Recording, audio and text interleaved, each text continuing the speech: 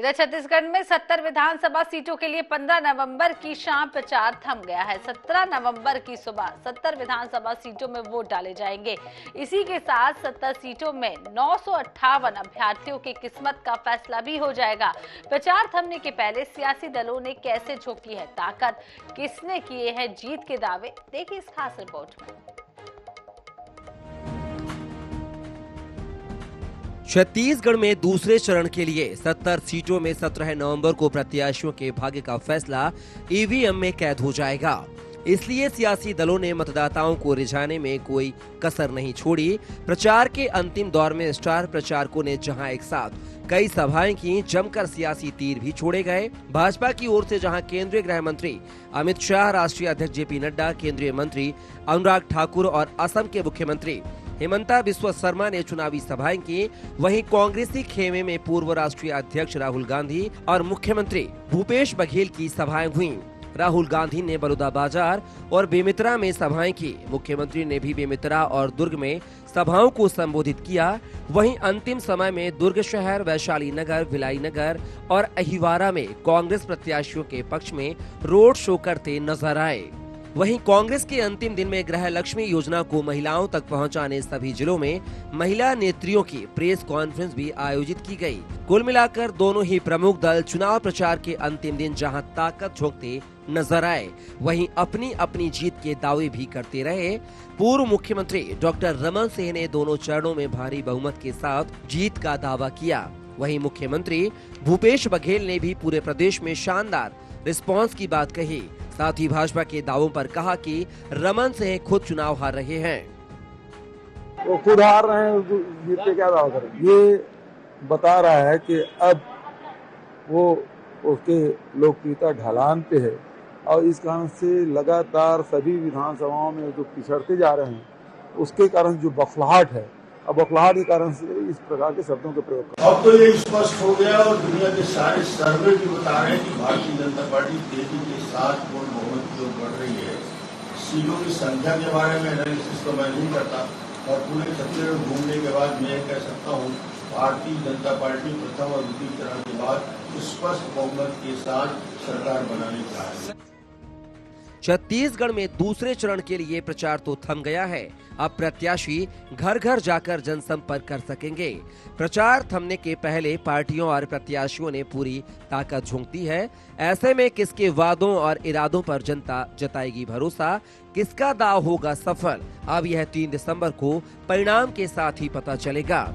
रायपुर से INS 24/7 के लिए गौरव शर्मा की रिपोर्ट।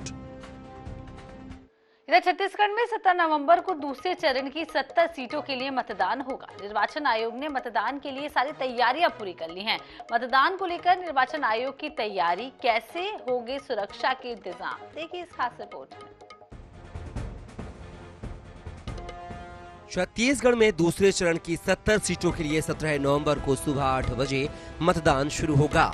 दूसरे चरण में छत्तीसगढ़ के 1,63,14,479 मतदाता अपने मताधिकार का प्रयोग करेंगे। इनमें से 81,41,624 पुरुष मतदाता वोट डालेंगे, जबकि 81,72,171 महिला मतदाता अपने मताधिकार का प्रयोग करेंगी। 684 थर्ड जेंडर मतदाता भी मतदान करेंगे। व्यवस्थित मतदान के लिए दूसरे चरण में 18,833 मतदान केंद्र बनाए गए हैं। इनमें से 700 सगवारी मतदान केंद्र हैं, जहां सिर्फ महिला मतदान कर्मी ही निर्वाचन प्रक्रिया पूरी कराएंगे। 70 सीटों में इस बार 958 अभ्यर्थी मैदान में हैं। इनमें से 827 पुरुष तो 130 महिला और एक थर्ड जेंडर प्रत्याशी भी मैदान में हैं। शांतिपूर्ण और निष्पक्ष मतदान के लिए निर्वाचन आयोग लगातार तैयारियों में जुटा है। मतदान दलों की रवानगी के लिए बसों का अधिग्रहण किया गया है। गुरुवार शाम तक सभी दलों को रवाना कर दिया जाएगा। सभी मतदान केंद्रों में सुरक्षा के भी खास तौर पर इंतजाम किए गए हैं। निर्वाचन आयोग प्रदेश में मतदान शांतिपूर्ण और निष्पक्ष होने को लेकर आश्वस्त है। छत्तीसगढ़ में शांतिपूर्ण मतदान के लिए आयोग ने अपनी तैयारी पूरी कर ली है। ऐसे में यही उम्मीद की जा सकती है कि मतदाता भी अपने मताधिकार का 100% प्रयोग करें और लोकतंत्र के महायज्ञ में आहुति दें, तभी लोकतंत्र का महापर्व सफल होगा। रायपुर से INS 24/7 के लिए गौरव शर्मा की रिपोर्ट। इधर राजधानी रायपुर में विधानसभा चुनाव के मद्देनजर पुलिस ने फ्लैग मार्च निकाला, जिसकी शुरुआत पुलिस परेड ग्राउंड से की गई है। पुलिस ने फ्लैग मार्च के सहारे नागरिकों से कानून व्यवस्था बनाए रखने और निर्भीक होकर मतदान करने की अपील की है। फ्लैग मार्च में कलेक्टर और पुलिस के अलावा आला अफसर भी मौजूद रहे और शहर के सभी थाना क्षेत्रों के प्रभारी भी शामिल रहे। विधानसभा चुनाव के 17 नवंबर को दूसरे चरण का मतदान होना और ऐसे में अब रायपुर शहर में कानून व्यवस्था बनाए रखने के लिए रायपुर पुलिस ने एक बार फिर से फ्लैग मार्च निकाला। आप देख सकते हैं रायपुर एसएसपी प्रशांत अग्रवाल, रायपुर कलेक्टर और तमाम जो रायपुर शहर के थाना प्रभारी है वो इस फ्लैग मार्च के जरिए जो है कानून व्यवस्था बनाए रखने के लिए शहर के अलग अलग क्षेत्रों में ये फ्लैग मार्च जो है निकाला गया है। जिस प्रकार से लगातार जो आपराधिक घटनाएं सामने आ रही थी, इसको देखते हुए पुलिस ने आज 2 अलग अलग टीमों के साथ फ्लैग मार्च जो है वो निकाला है। इसके अलावा लगातार जो चेकिंग अभियान है वो भी किया जा रहा है और 17 नवंबर को होने वाले मतदान के लेकर के तैयारियां जो है सुरक्षा व्यवस्था की वो यहाँ पर पूरी कर ली गई है। कैमरामैन रिजवान कुरैशी के साथ मोहम्मद हसन, NS24/7 रायपुर। कवर्धा में 5 भाजपा कार्यकर्ताओं के खिलाफ एफआईआर दर्ज की गई है। आरोप के मुताबिक सभी ने कांग्रेस कार्यकर्ताओं की कार को रोककर उसमें चेकिंग की थी। इस दौरान आपत्तिजनक नारेबाजी भी की गई थी। घटना तारेगांव थाना क्षेत्र की बताई जा रही है। जानकारी के मुताबिक 4 नवंबर को प्रचार के दौरान उपद्रव किया गया था।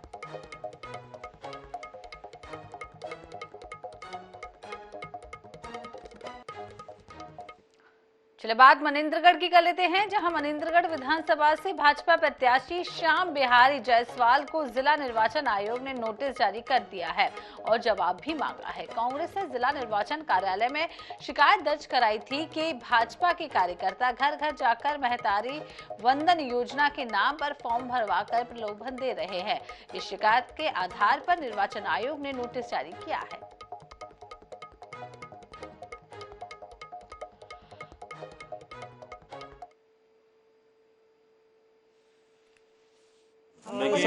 शिकायत किया है। देखिए मैं ये बताना चाहता हूँ कि हम लोगों की जो शिकायत थी उसको चुनाव आयोग ने या निर्वाचन अधिकारी ने उसे वैध माना है और बाकायदा श्याम बिहारी जायसवाल जी को इस बात के लिए नोटिस दी गई है धारा 1951 की सेक्शन धारा 123 के तहत कि आपने जो जिस प्रकार का फॉर्म भराया है वो कहीं ना कहीं प्रलोभन में आता है। ये हम नहीं कर रहे हैं, उसकी एक कॉपी आपको हम लोग अवेलेबल भी करा देंगे।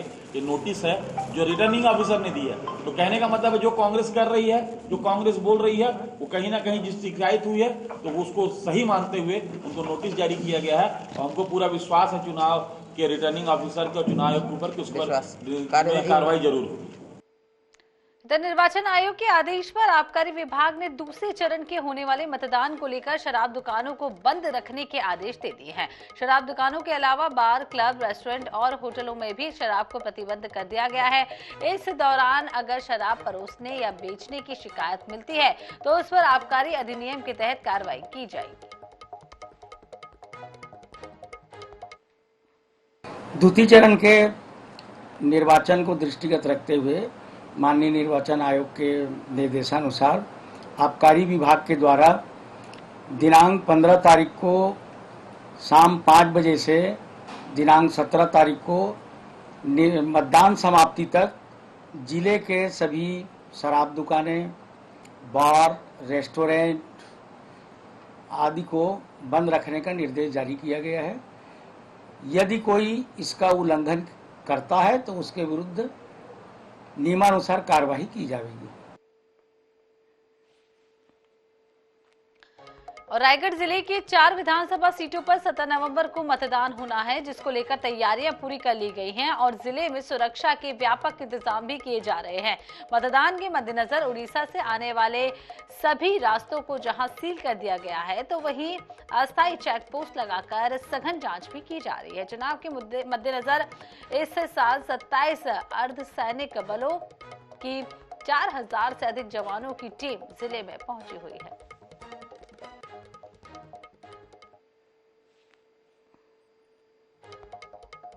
जिले में कुल 1085 मतदान केंद्र हैं। चार विधानसभा हैं जिले में और 4 विधानसभा मिलाकर के कुल 1085 मतदान केंद्र हैं, जिसमें जो संवेदनशील और कुछ क्रिटिकल जो पोलिंग बूथ है वहाँ सभी में पैरामिलिट्री फोर्सेस लगाई गई है और जो पैरामिलिट्री फोर्सेस के साथ साथ जिला बल के सभी पोलिंग स्टेशन पे इलेक्शन कमीशन के नॉर्म्स के अकॉर्डिंग अपने जवानों को लगाया गया है।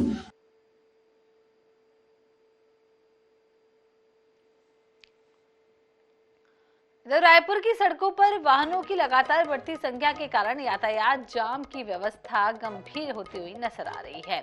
शहर की सड़कें वाहनों की संख्या में वृद्धि और नो पार्किंग जोन को झेलने की स्थिति में नहीं है। वाहन पार्क होने से बिगड़ रही यातायात व्यवस्था को सुधारने के लिए यातायात पुलिस अब सख्ती भी बरतने लगी है। देखिए वो रिपोर्ट।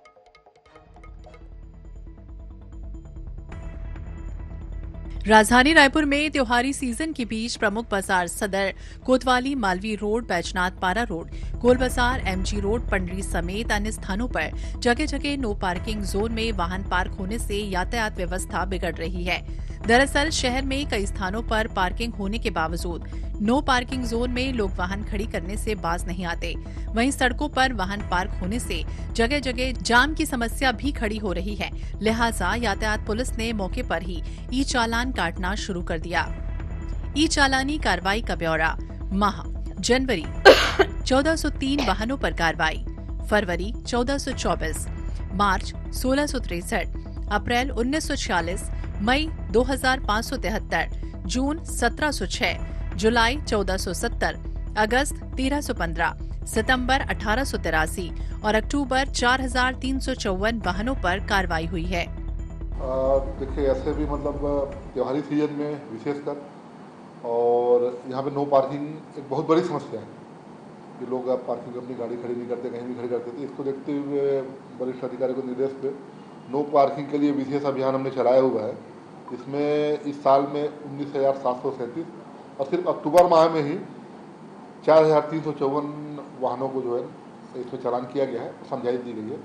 राजधानी रायपुर में लगातार नो पार्किंग में खड़े वाहनों की वजह से ट्रैफिक व्यवस्था प्रभावित हो रही है। ऐसे में अब रायपुर पुलिस ने भी नो पार्किंग में खड़े वाहनों पर कार्रवाई शुरू कर दी है। चालानी कार्रवाई के साथ पुलिस ने अपनी विशेष पेट्रोलिंग टीम के तहत नो पार्किंग में खड़े 4 पहिया वाहनों पर लॉक कर चालानी कार्रवाई की जा रही है। देखना होगा आने वाले समय में इन कार्रवाई का कितना असर देखने को मिल पाता है। कैमरामैन भूपेश जांगले के साथ मोहम्मद सन, NH 24/7 रायपुर। यहाँ रुकते एक और छोटे से ब्रेक के लिए और ब्रेक के बाद जल्द हाजिर होंगे।